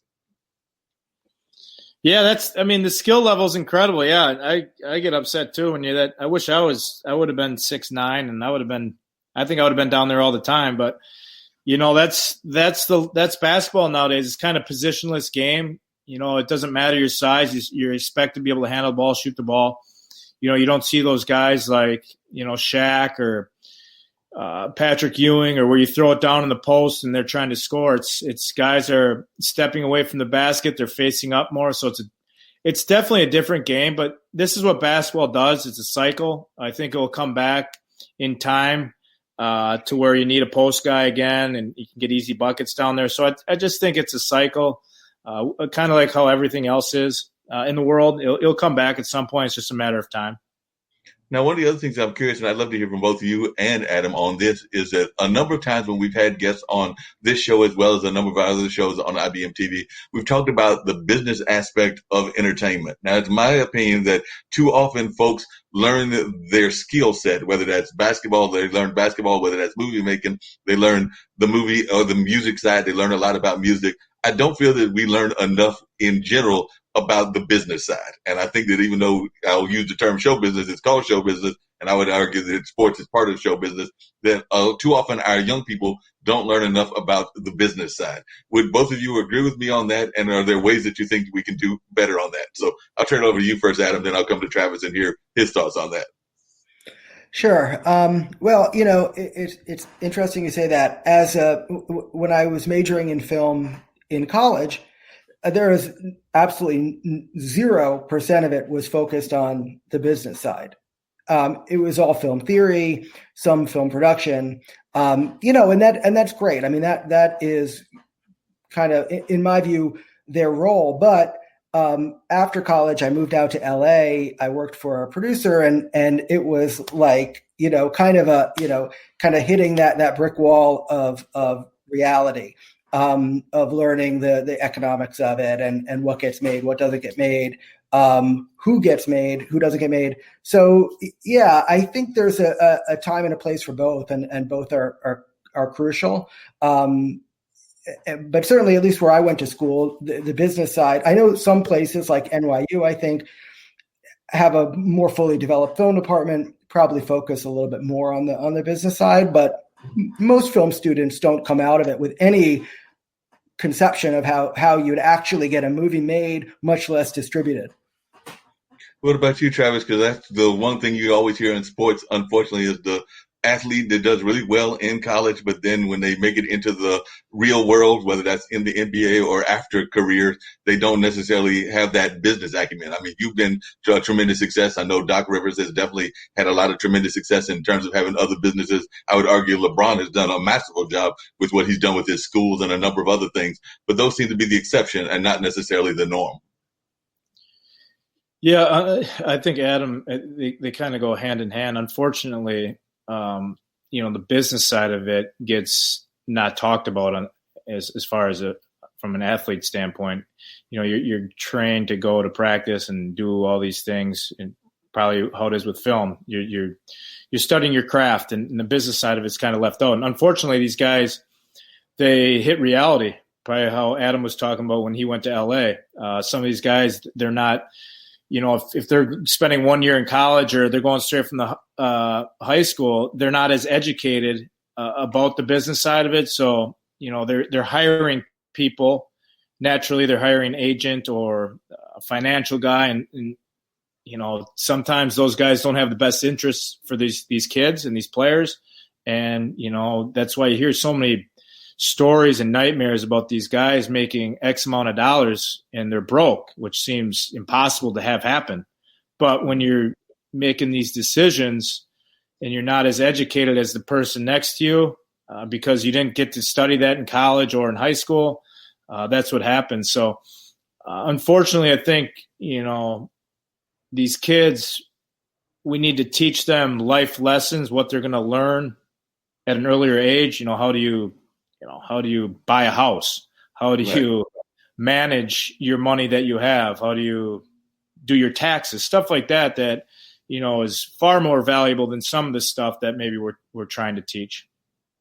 No, I would definitely agree with you on that and everything, because I also don't know that we necessarily teach how few people actually make it. Like I said, you hear those figures, but whether it's sports, whether it's music, whether it's movies, a lot of folks are going into these fields thinking they're going to have that quick success. But as both of you know, it's not that easy. Like I said, I forget what the failure rate is, but it's definitely not that many that actually make it into, say, the NBA or the WNBA if they're ladies, or that make it even to Hollywood if they're in the movie industry. And we know that there's very few folks that make it up to the Beyonce or the kind of Britney Spears level of music and all of that. So I think that sometimes we let the folks have this kind of opinion that it's going to be an easy road to have that kind of fame and success. But I mean, you've been in it for a number of years, because I remember you were playing some time back and you're still playing overseas, Travis. But a lot of folks don't want to understand the grind that you have to go through. And it is a grind in any of these fields. So is that something that you have a conversation with, even when you're talking to these young athletes, letting them know that, yes, you hope that they'll make it to be, say, the next LeBron James or the next Kevin Durant or one of the other players, but that they need to have a backup plan? I know that older folks always are talking about that backup plan, but I don't know that we necessarily teach our kids that enough. But I was wondering, when you're talking to your young folks, what are some of the things that you share with them in that regard? Yeah, I mean, I think you hit it on the head. I mean, there's probably not going to be another LeBron James just like there's never another Michael Jordan. So how do you, and second of all, it's not just that easy. Like right. Be successful at something takes a lot of hard work, and, money just doesn't come to you. You have to work extremely hard. Maybe you have to catch a few breaks. You have to be very fortunate. You got to be surrounded by great people. And that's what happened with me. I was surrounded with great people. I was educated enough to know right from wrong and stuff like that. So I try to stress to these kids, like, if basketball doesn't work out, it's really hard to make it to the NBA. Like, really, really hard. Look at the odds. I'm not trying to dash your dreams, but what's going to happen if that doesn't happen? And, just to have them aware and be realistic with where they're at as a player and as a person and what they need to do to grow. And, what happens if basketball doesn't work out? You can network at a young age. You can get to know a lot of people, because that's awfully important too. Just as much as, what kind of education you get is, networking with the right people. What are you interested in? And just trying to grow and be as educated as you can. So when that time does come, where basketball might not work out, what is the next step? Definitely. I agree with you on that. And too often folks don't think about those next steps, and they're not thinking about the ways that they can even advance their careers. And I oftentimes think that they don't think about even like going into other things, whether that's broadcasting, whether that's going into the coaching aspect or a number of the other fields, because the sports world is such a big field. And I sometimes think that we neglect some of those other fields that are out there. I've actually got a second cousin. That's right. Your cousin's child is your second cousin. So I've got a second cousin that's actually now an athletic trainer. So that's a whole other career that folks don't oftentimes think about, but that's a career that's very much needed, because I know that those athletic trainers that probably really helped your career during your career, Travis, because I know there have been some times that you've been injured and needed those athletic trainers to kind of like help you get through whatever the injury was. Yeah. There's so many different, things you can do that can be an extension off of your basketball career that you'd never know could be a possibility. And I think it's important that, kids use that to their advantage. I went to, going to Marquette, just having the connection of playing at Marquette and the people that would be willing to help me out to find something that maybe would make me happy, or a job or something like that. I think that's what makes Marquette unique. Is I've had teammates that obviously didn't make it to the NBA or didn't play professionally, but the fact that they played basketball at Marquette opened doors for them in whatever field they're doing now. And I think it's important that when you do that, at any college, these basketball programs make a lot of money and a lot of people are interested in them, that these kids use that to their advantage when they're finished playing and find something that, they enjoy to do for the rest of their life. Because let's be honest, I was playing basketball at 38, but that's not that realistic. Like, most of basketball careers are probably done before the age of 30. So what are you going to do for the next 50 years of your life? Yeah, that's very much true and everything. Earlier, Mr. Greenbaum was talking about some of the folks that influenced him as role models. Who would you consider some of your role models just in terms of life? And they don't have to be athletic role models, but just role models in general. So, Travis, who were some of the folks that you considered to be your role models? Well, for me, it was pretty simple. I was fortunate to have a great family, and it's always been my parents and my aunts and my uncles, who my uncle coached me in high school. I've had cousins and two sisters that played basketball. So basketball is always imprinted in us at a very young age. So, but just knowing right from wrong, my parents taught me, how to be respectful and how to treat people. And that's awfully important. I was, very fortunate to have parents that are also at every single sporting event I did. So they're always present. Yeah. So, those are two, probably the reasons why I've had such a long and successful career is, how I was raised. And it's something that I try to, as a father now and as a husband, try to emulate so my kids can grow up and have and be successful. That makes a lot of sense. And also, what do you think it takes to make a good coach? I know you've done some coaching in the past, and I know that definitely Wojo came from Duke, and I'm here in Durham right now and everything. But, and of course, there's a number of great coaches here in North Carolina. But in your mind, what does it take to make a great coach, whether that's on the NBA level or on even the high school level? I think it's a simple concept. I think it's hard to do, but you can forget about all the strategy and the X's and O's, because basketball is a pretty simple game. Like most guys run stuff that they got from somebody else or stuff like that. It's how you can communicate and how you can talk to people and the relationships you can build. And whether that's a high school kid, how can you get to talk to him on his level and get him to respect you, or at a college level or at a professional level. So it's all about relationships and how you can communicate and get them to understand what you're trying to get them to do without, being demeaning or making them feel like you're attacking them personally. Because at times, as a basketball player, you're going to get, you're going to yelled at, and because you're not going to do something right. It just probably in anything in life, your boss is not going to be happy with you at some point. How can you react, or how can you communicate well enough where that kid comes back to work or comes back to practice, whatever it may be, the next day and is better for it. So I just think it's totally how you can develop relationships and manage relationships.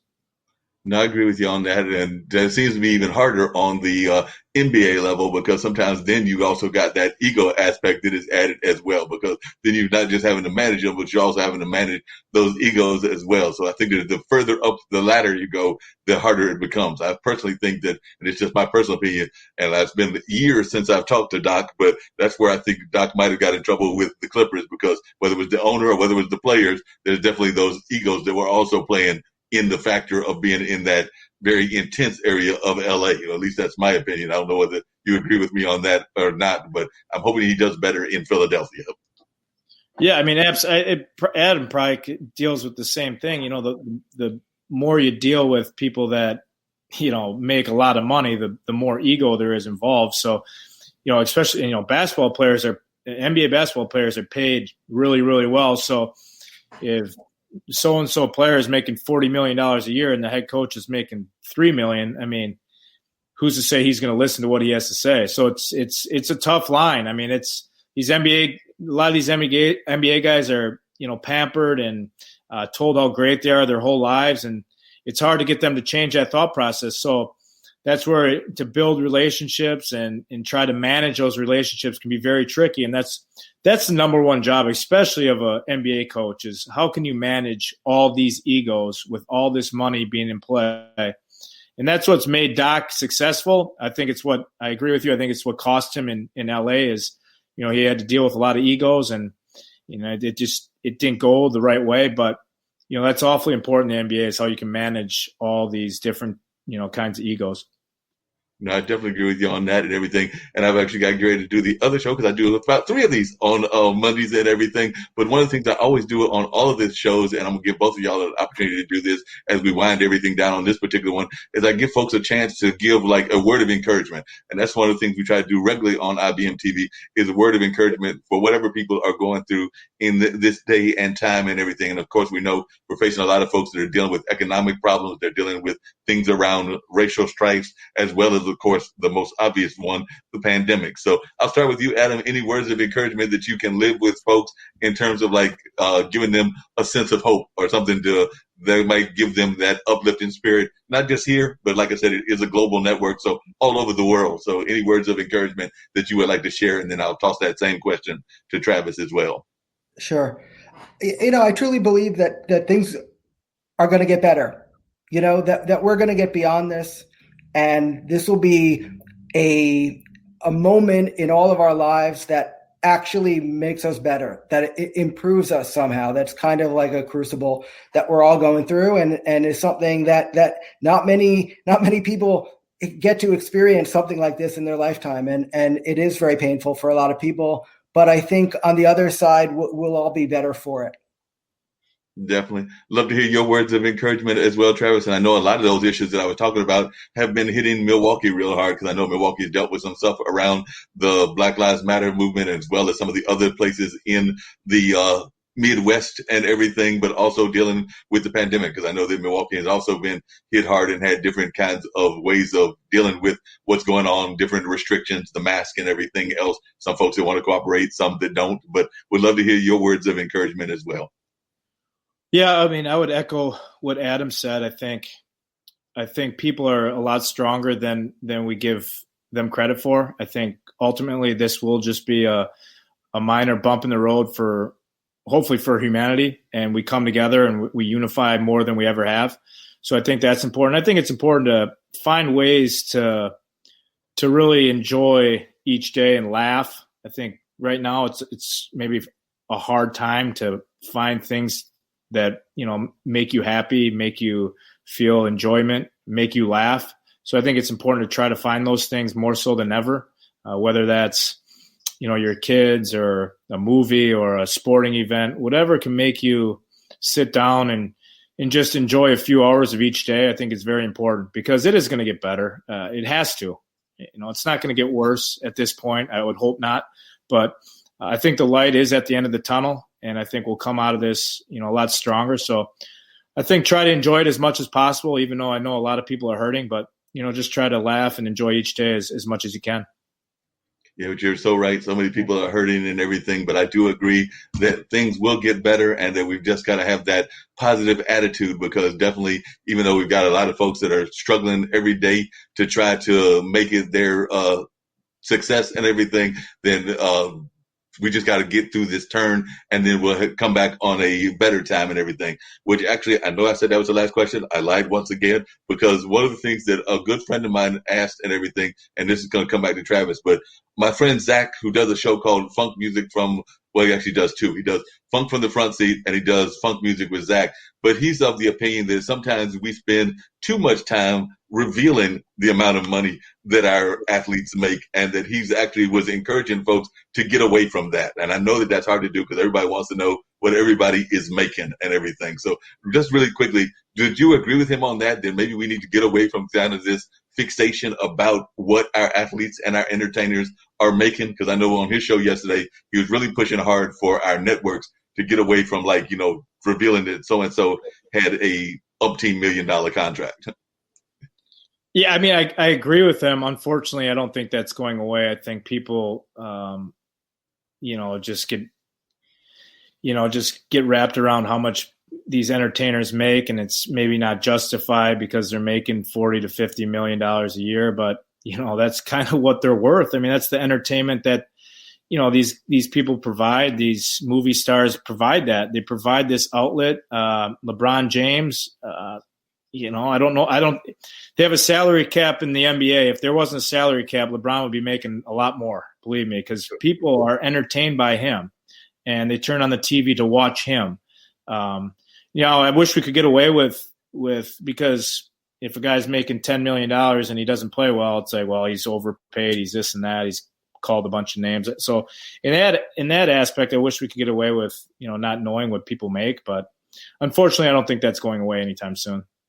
Yeah, I think you're right. What about your take on that, Adam? And I'm going to wrap it up with that answer that you give. But what's your opinion on that from the entertainment side? Yeah, I mean, I agree with Travis 100%. I think that it's something that people are fascinated in. How much is this star getting for this movie or whatever? And it is unfortunate because I think it does take often away the focus and it creates a ranking that shouldn't necessarily be there, and a definition of success that shouldn't always be there. But it's also part of the game. It's what people want to know. And so, yeah, I don't see it going away. I agree with both of y'all on that. Unfortunately, I think that it should go away, but it probably won't and everything. If y'all have any last thoughts that you want to share, I'll definitely take those before I put on my theme thing that they gave me and everything along those lines. So, Travis, any final thoughts that you would like to share with folks just in general? And then I'll give Adam that same question, and then we'll bring up the theme music and get ready to move over to Mullins Music and Memories, which is the other show that I do on Monday afternoons. No, I appreciate you having me on. It was enjoyable, and I just wish safety and health for you guys, and I hope you guys have a wonderful holiday season here. Do the same. I want you to have a wonderful holiday season as well. Adam, what are your thoughts?